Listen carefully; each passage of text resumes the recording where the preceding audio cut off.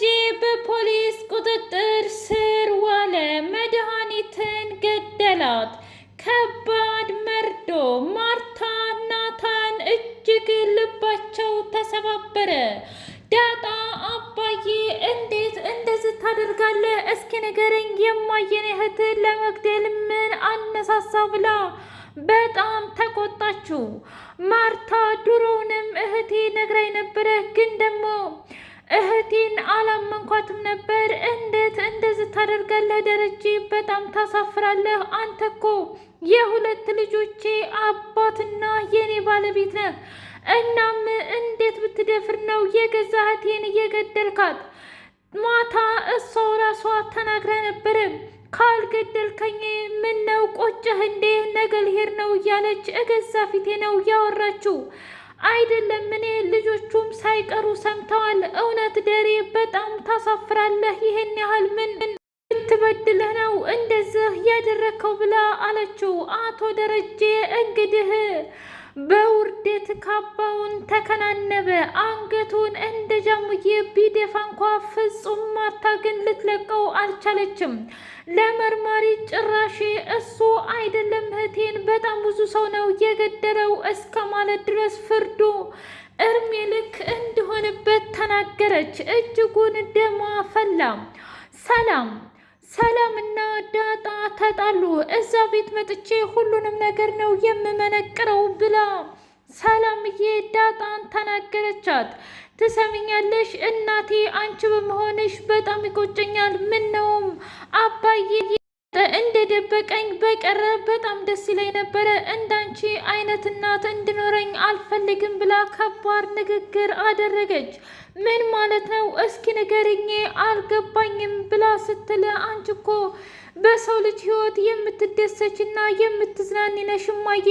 እንደዚህ ተጨንቀውና ተጠበው ቤተሰቡ በሙሉ እንደዚህ ሆኖ ምን አይነት ወሬ ነው የምታወሪው?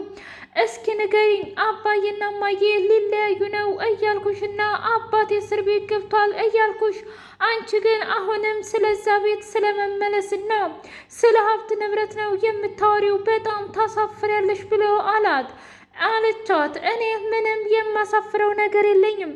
ደግሞ መሆን ያለበት ነገር በሙሉ ሆኗል። በቃ ከዚህ በኋላ አብቅቷል ሁሉም ነገር ብሎ አለ። እንደዛ ከሆነ ጥሩ፣ ምክንያቱም ከዚህ በኋላ ምንም ነገር ቢሆን የሚገብረን ነገር የለም፣ አብቅቷል ብላ አለች። ማርታ ልጆቿን ከዚህ በኋላ አባት የላችሁም፣ በፍጹም ደረጀ የሚባል አባት የላችሁም ልንገራችሁ ብላ አለች። በሌላ በኩል ኤቢ አባዬ ቆይ እንዴት እንደዚህ ታደርጋለህ? ምንም ቢሆን እኮ የማዬ እህትና አክስታችን ናት እያለች አባቷን በጣም ተናገረችው። እውነት አንተ የኔ አባት በመሆንህ በጣም ነው የማፍረው። እንዴት እንደዚህ አይነት ነገር ታደርጋለህ? ደግሞስ ምን አይነት ሚስጥር ብትይዝብህ ነው? እያሉ ሁሉም አቶ ደረጀ ላይ ፈረዱበት። መርማሪው መድኃኒትን አሰቃይተህና እንዲሁም አፍነህ በመግደል የዕድሜ ልክ እስራት ተፈርዶብሃል ብለው በካቴና አከናንበው ወሰዱት። ዳጣ እና ናታን ተለያዩ። በፍጹም እዚህ ቤት በጣም ከባድ ሚስጥር ያዘለ ነው። እናም ደግሜ እዚህ ቤት መኖርም ሆነ እናንተን ማስታወስ አልፈልግም ዳጣ። እኔ አባዬንም ሆነ እማዬንም ሞላ ቤተሰቦቹን እወዳችኋለሁኝ። ግን ደግሞ በአሁኑ ነገር በሰማሁት ነገር ለማንም ሳላዳላ አፌን ዘግቼ መውጣትና የራሴን ህይወት መመስረት ነው የምፈልገው ብሎ አለ። ዳጣ በጣም ደንግጣ ምን ማለት ነው? አንድ ነገር እንድትነግረኝ እፈልጋለሁኝ። እኔ ምን ያደረግኩት ነገር አለኝ? እስኪ ንገረኝ። በዚህ ልክ ክፋትና አረመኔነት ብላ አለች። እሱ ምንም አይመለከተኝም፣ ደግሞ ምንም እንድትል አልፈልግም። ግን ደግሞ እኔ በቅቶኛል። ከዚህ በኋላ ምንም ነገር የምችለውና ማማው ነገር የለኝም። ዳጣ እባክሽን እኔንም ልትረጅኝ ሞክሪ ብሎ አለ። ምን ማለት ነው ደግሞ ይሄ? ሰላም ውድና የተከበራችሁ የህያ ቤቴ ቤተሰቦች እንዲናችሁልኝ ሁሉ ሰላም ሁሉ መልካም። እኔ እግዚአብሔር ይመስገን ሰላም ነኝ፣ ደህና ነኝ። ለዚህ ቻናል አዲስ የሆናችሁ ሰብስክራይብ እያደረጋችሁ ቤተሰብ የሆኑ ነበር ቤተሰቦቼ ስለምትከታተሉኝ እጅጉን አድርጌ አመሰግናለሁ። እጅግ አስተማሪውና አጓጌው ዳጣ ድራማ እንደቀጠለ ይገኛል። እንግዲህ እጅግ አስተማሪውና ተማሪው ዳጣ ድራማ እንደቀጠለ ይገኛል። ጊዜ የድሮው ሽፍታ እያስፈራራውና እያስጨነቀው ይገኛል። በሌላ በኩል በጣም አስደንጋጭው እና የሚያጓጓው ነገር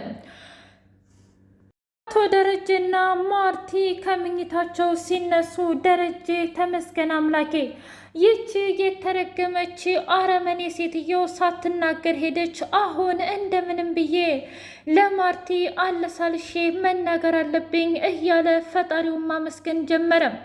ግን ደግሞ እንዴት አድርጌ ነው ይህንን ነገር የምናገረው? መቼም ከአንድ አይሉት ሁለት ልጆች ከሰላም አለኝ ብዬ ስላትስ ማርታስ ምንድን ነው የሚሰማት? መቼም ህይወቴን ሁሉ ሲኦል ነው የምታደርግብኝ። ታዲያ ዝም ብልም እንኳ መድኃኒት መናገሩ አይቀርም። ለጊዜው ዝም ያለችው ልጆቿን ስለምገልባትና እሷን ስላስፈራራኋት ነው። ግን ደግሞ ቀጣይ ምን እንደምታደርግ በፍጹም አላውቅም። እንደምንም ብዬ ለማርቲ መናገር አለብኝ እያለ ብቻውን ሲያወራ እንደ አጋጣሚ ማርቲ ነቃች። ደረጀ ምን ነው አልተኛህም እንዴ? ደግሞ በጣቱ ብቻህን ታወራለህሳ ብላ አለችው። አዎ ማርቲ፣ እኔ ምልሽ ሄደች እንዴ? ማ መድኃኒት? እኔ አላቅላትም። ምናልባትም እኮ ወታ ሊሆን ይችላል። ማለቴ እሷ ቻውን እኮ አታውቅም። እና እኔማ ቻው ብላ እኛም ሸኝተናት እንድንሄድ ነበር የምፈልገው። ለማንኛውም ግን ሳታባቃን እንኳን ሄደች ብላ አለች። እኔ ምልሽ አንድ ነገር ጠይቅሽ። ምንድን ነው ደረጀ? ጠይቀኝ። ግን የእውነት ምንም ነገር ሳትልሽ ሄደች እንዴ? ምን ማለት ነው? ምን ልትለኝ ያምርሃል?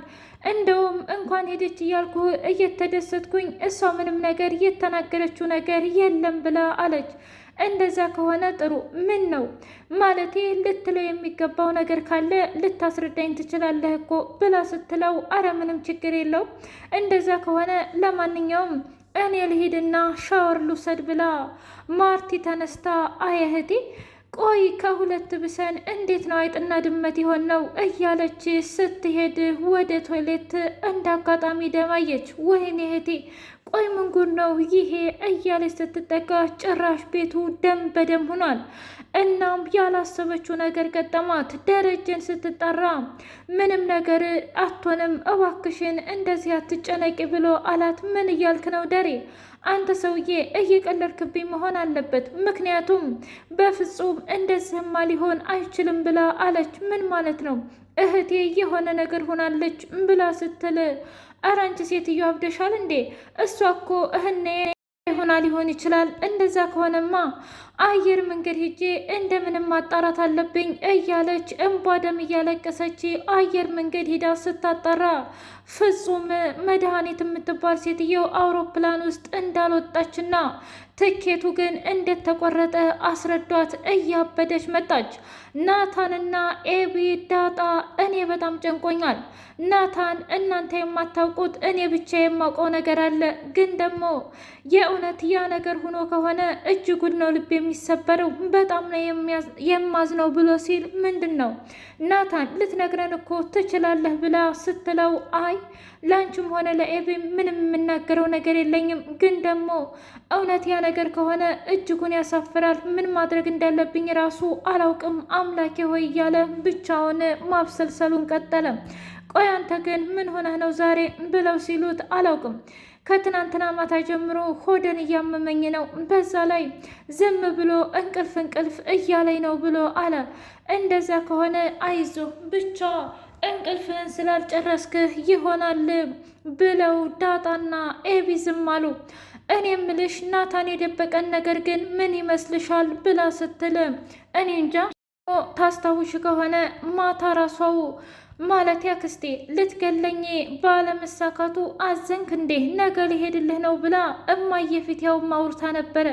ታዲያ ይሄ ነገር የእውነት እንደቀላል ነገር ታየዋለሽ እንዴ ብላ ስትል፣ አላውቅም ታዲያ መቼም አባዬን ነፍሰ ገዳይ ነው እያልነው አይደለም። እኔ አላውቅም፣ ብቻ ግን የማደርገው ነገር ግራ ጠፍቶብኛል። እባክሽን ምን ማድረግ እንዳለብኝ እስኪ ንገሪኝ ብላ አለች። እስኪ እንረጋጋ እማዬና አባዬ ከፖሊስ ጣቢያ ማለቴ ከአየር መንገድ ይንጡና የሚሆነውን ነገር እናያለን ብለው ልጆቹ ዝም አሉ።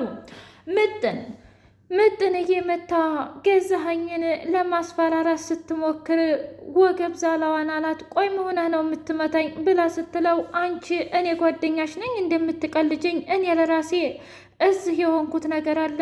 ምን ሆንክ? እሱን ምንም አይመለከትሽም። አሁን ወደዛው ጓደኛሽ ጋር ብትሄጂ ይሻልሻል፣ አልፈልግሽም ብሎ ካባረራት በኋላ ውሃዬ ደግሞ መድኃኒቱ አደንዝዟት ፍጹም መነሳት አልፈለገችም። የናታንና የውሃዬ ነገር ይቺ የተረገመች መድኃኒት በቃ አገባኝ። እኔ እንደሆንኩኝ ያለችኝ 24 ሰዓት ናት። በ24 ሰዓት ሙሉ ደግሞ ወደ አሜሪካ ሄዳለሁ። ስለዚህ የፈለጉትን ነገር ያድርጉ። ውሃም ከበላችሁ ትብላው፣ ከሞተችም ትሙት፣ ምንም አይመለከተኝም። ግን ደግሞ የእህቴን ሀቅ አወጣለሁ እያለች ብቻዋን ዝም ብላ ስታብሰለስል ማርቲ ብይ እንጂ እህቴ ምን ሆነሽ ነው ብላ አለቻት። በላሁኝ እኮ እኔ የምፈልገውን ነገር በላው፣ ከዚህ በላይ ግን ይበቃኛል ብላ አለች። እንደዛ ከሆነ ጥሩ፣ አንቺ ማድረግ የፈለግሽውን ነገር በሙሉ አድርጊ ብላ አለቻት። አላውቅም ብቻ ግን እኔ በጣም ጨንቆኛል ብላ ስትል እንዴ ለምንድን ነው የሚጨንቅሽ? እኔ ምን አውቃለሁኝ? እኔ እኮ ግራ እየገባኝ ነው ያለው ብላ አለች። የምንም ግራ መጋባት ራሱ አይጠበቅብሽም፣ በቃ የሚሆነው ነገር በሙሉ ይሆናል ብላ ብቻዋን ስታወራ እጄ በፍጹም እኔ ምንም ነገር አላደረኩም እያለ ቢማጸን እንኳ መርማሪው ግን ትሰማኛለህ፣ ከቀናቶች በፊት የባለቤትህን እህት ዛቻና ማስፈራሪያ እያደረስክባት እንደነበረ ጥቆማ ደርሶናል። በዛሬው ዕለት ደግሞ ወይዘሪት መድኃኒት ወደ ውጭ ሀገር ለመሄድ ትኬት ቆርጣ ነበር። እናም እዛ ቦታ አልሄደችም። ስለዚህ የመጀመሪያ ተጠርጣሪ አንተ ነህ ብሎ ሲሉት ማርታ እጅጉን ደነገጠች። በፍጹም የኔ ባል ምንም ነገር አያደርግም፣ መርማሪ ተሳስተህ ነው ብላ ብትልም እንኳ እንግዲህ እኔ በፍጹም አልተሳሳትኩም። ምናልባት የተሳሳትኩት እኔ ወይም ደግሞ አንቺ ልንሆን እንችላለን። መድኃኒት ግን ሙሉ ቪዲዮዋ እኔ ጋር አለ። ማለትም ባለቤትሽ ሲያስፈራራትና ለማንም እንዳትናገሪ ብሎ ሲላት ብላ አለች። ቆይ ምን እያለች ነው ታዲያ? መድኃኒት እስከ ዛሬ ስትነግረኝ የነበረው እውነት ነበር ማለት ነው? ቆይ እንዴት ነው እኔ ያልነቃሁት? ምን አይነቲቱ ደነዝና አረመኔ ነኝ እያለች ብቻዋን መብሰልሰሉን ቀጠለችበት። ናታን ደረጀን እውነት አርገኸዋል አባዬ ተናገር ብሎ አለ። እኔ ምንም ነገር አላደረኩም እባክህ ናታን እመነኝ ብሎ ሲል እንዴት ነው ማምን አባዬ? በጣም ብዙ ነገርን ደብቀኸኛል፣ ብዙ ነገርንም ተጫውተህብኛል።